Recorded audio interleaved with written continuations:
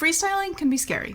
And I don't want to sugarcoat it. I know this is something that a lot of people experience. I know when I was first starting to freestyle, when it was going to be my turn to get up and do things, I'd start sweating. I got really nervous. I'd feel like I was going to throw up. And I just sort of like, screwed up my eyes and pushed through and did it anyways.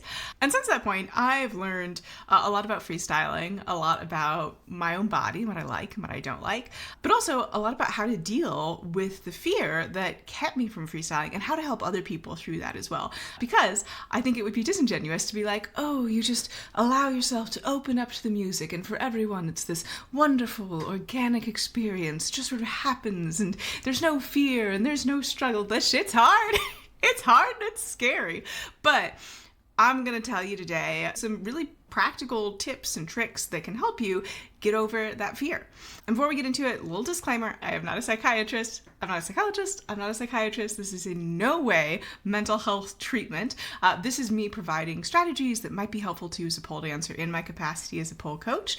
If you are really struggling with any of these things in a way that is negatively affecting your quality of life, I'd recommend reaching out to a mental health professional. With that said, before we get into some of the research and the studies, you know what time it is, gotta say, shout out to my members in Science of Slinks, all my pole nerds out there who are joining me every week for conditioning, for pole technique, for, of course, freestyle, because freestyle is really the heart of my studio. It's really what everything that I'm doing in my curriculum is designed to help support. So shout out to y'all. Y'all are the best. And if you want to join us, I never close the doors. You're adults. You know when your schedule works and when it doesn't. Scienceofslink.com if you want more information. But let's hop right in.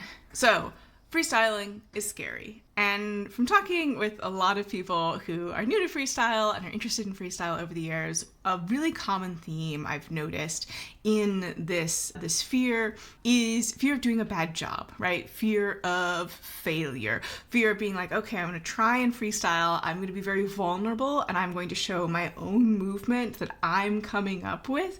What if people don't like it? What if I'm rejected? What if I do something and it's bad, right? So there's this really strong through line of fear of failure that's keeping folks from trying freestyle, or that, once they've done a freestyle, the little like sort of brain gremlins are like, oh, you did a bad job. You didn't do as many tricks as we wanted, right? Oh, there was a trick we tried to do and you didn't do a good job of it, blah, blah, blah. That sort of internal self-monologue that's really negative, that's really picking things apart. Fortunately, we don't have to live like this. And again, if this is something that you do really struggle with day to day and it's negatively affecting your life, talk to a mental health professional. But specifically for athletes, there is some research that strongly suggests that one of the things that is most strongly correlated with being able to have failures, because let's be honest, we're all going to try a trick that's not going to work out in a freestyle, right? We're all going to pick a song and then freestyle to it and be like, oh, actually, I thought this was going to feel good and it felt bad and I didn't like that, right? If you keep doing it, if you keep pushing the envelope, there are just going to be times where you try to do it and it does not feel the way that you expected it to, and there's going to be disappointment around that. That is totally normal. Nobody's freestyle feels good all the time. And if they tell you it does, either they are, psychologically an extreme outlier, or they are not being entirely truthful with you. Probably one of those two. But it's going to happen, right? How do we prepare ourselves for it to happen so that we can keep going, so we can find those freestyles that do feel really amazing, that we do really enjoy, that we are trying to reach for? And when we're thinking back on what we've done, we can be really gentle with ourselves and not, send ourselves spiraling and have like a big buildup of really negative feelings. And the answer is self-compassion. So I'll talk a little bit more about what self-compassion is. But first, let's talk about how it relates to handling the stress of failure, of doing a bad job. So the first study I want to talk about today is from 2019, Ceccarelli et al., Self-Compassion and Psychophysiological Recovery from Recalled Sports Failure. So basically what they did was they had people hooked up and they were looking at a bunch of different measures of stress, including heart rate variability, which is a measure that can change quite rapidly in reaction to stressful stimuli. And what they did was they had people think about a time when they were doing their sport and they biffed it, they failed. And then they looked at how stressed they were, they looked at how easily they recovered from stress, and then they looked at sort of like how much it affected them. And they also did a bunch of psychological batteries and testing of different qualities, and they're particularly looking at self-compassion. And what they found was that an athlete's level of self-compassion predicted their heart rate variability, reactivity to the stress induction. So the less self-compassion an athlete had, the more stressful it was for them to think about their behaviors, their failures. And not only that, higher self-compassion also predicted adapted behavioral reactions, so being able to change things in the moment and change the behavior and outcome. And also was negatively correlated with maladaptive thoughts and negative affect. So basically the athletes that had lower self-compassion also had more thoughts that just really weren't helpful for them, really weren't helping them in the situation, and also they felt worse, right? Affect is like emotion, right? Positive affect is like joy, delight. Negative affect is like sadness, anger, things that aren't necessarily as good to feel. And these were pretty strong correlations. So what can this tell us as pole dancers? Like I mentioned, if we're trying stuff, if we're pushing our limits, we are going to fail. How can we help react a little bit better in the moment when we're like, oh no, I'm too slippery, it's not happening, right? And then also afterwards thinking back on it and being like, oh man, that one dance, I was really slippery. Helping to cultivate greater self-compassion could help with that, both in the moment, when we're sort of thinking back on it later, and then as we're preparing to dance again. So, what is self-compassion? How do we get more of it? That sounds great. I'd like a slice of that pie. Me too. And this is something that I myself am also actively working on. So a really commonly used framework for self-compassion is by Neff, 2003, Self and Identity, Self-Compassion, an alternative conceptualization of a healthy attitude towards oneself. And it's made up of 3 main components. So the first is, and I think this is probably when people are just sort of talking about self-compassion, this is what they mean, but self-kindness, being kind and understanding towards oneself in instances of pain or failure rather than being harshly self-critical. Common humanity, right? You're not the only person who's ever been slippery. You're not the only person who's ever tried to do a trick in a freestyle and failed. You're not the only one person who's picked a song and been like, oh, it actually wasn't as good as I thought it was going to be, right? That sort of thing. Perceiving one's experiences as part of a larger human experience rather than seeing them as separating and isolating. And then finally, mindfulness. I'm sure you've heard this word before, but specifically in this context, holding painful thoughts and feelings in balanced awareness rather than over-identifying with them. So really 3 facets here, and we're going to talk about them in reverse order, starting with mindfulness. I know everyone's talking about mindfulness all the time, but really it's the skill of being able to take a step back and notice your thoughts, right? So if you've heard about metacognition, right, or thinking about thinking, noticing what is happening in your brain and that it is happening in your brain, right? So I'm somebody who has a very busy brain, like a lot of us, right? I'm constantly thinking things. I have a pretty rich inner monologue. I'm also one of those people whose inner monologue is linguistic for the most part. Like I'm talking to myself blah, blah, blah, blah, blah, blah, in my head all the time.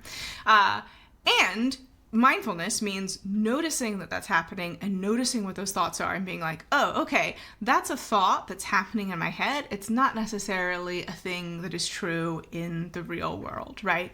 So a great example of this is, I'm like everybody. My capacity changes, my flexibility changes, my strength changes, right? And I might have one day where I'm working on a trick that, last week I could kind of do, and this week I just can't do. And I might start to spiral and be like, oh man, I'm actually bad at pole tricks. What am I doing teaching these? I'm a failure.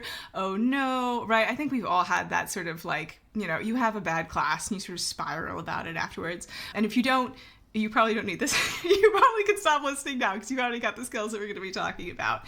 But it's really helpful to me to be like, these are the thoughts that I'm having in my head, right? These are a secondary layer of reactions and cognition that I'm having about the world. This is not necessarily an inalienable truth of the world itself, right? If I have one bad pole class, that doesn't make me not a pole dancer somehow, right? It doesn't make me inherently a failure if I fail to do something. I am decoupling, right, the sense of identity from whatever it is that I happen to be thinking at the moment, right? I am not my thoughts. And this is one of those things where I hate to say it, everyone who's like, meditation, it helps. It helps. And meditation is just the process of sitting and observing your own thoughts, right? Working on the skill of metacognition, working on the skill of being like, oh yeah, I'm thinking that. And I would highly recommend guided meditation, especially for anyone who has any sort of PTSD, CPST, if you've had any sort of stressful, traumatic events in your past, and I know that's true for a lot of us. Unguided meditation can trigger flashbacks. I did not know this, and for years, I thought that meditation was horrific. I didn't know why anyone would just like sit down, have waking nightmares for 15 minutes and then stand up and go about their day. And like every so often I try it because people would be like, oh, it really helps. And I'd be like, this doesn't help. This is awful. Why would anyone do this? Guided meditation, very, very helpful. So there's actually a free app out of Australia called Smiling Mind that I like to use. There's a lot of different options. Lots of people guide things. I've talked about previously the best possible world or best possible self guided meditations that can help you develop more optimism and more, positive affect when thinking about the future. So that might be an option. Guided breathing exercises, all of that can help. But basically what you're training yourself to do is notice that you are thinking and what you are thinking to build the skill of mindfulness, which is one part of this self-compassion bubble. And another part of the self-compassion bubble, like I mentioned, is common humanity, right? I think especially for those of us who are training at home, alone, right? We're not necessarily in the room with someone else. We may not be doing classes live. I like to do classes live personally, but you may be working on a recording, and it can be really easy to feel isolated and alone and be like, oh, I'm the only person who's ever had to go through this, right? And you're not, right? It can be so, so helpful and so, so nurturing to remember like, oh yeah, other people have had this exact same experience, right? Other people have experienced, the fear of freestyle in the exact same way. Like me, I certainly have. And if no one's ever told you that before, I'm telling you now, right? I didn't sort of float into the doors of a pole studio and immediately know how to freestyle and never have any bad thoughts or feelings about it. I had both bad thoughts and feelings, but I kept showing up because every so often I'd have like a dance. I was like, oh, that was really fun. I actually want more of that. And also, I'm just a very pig-headed, bloody-minded person.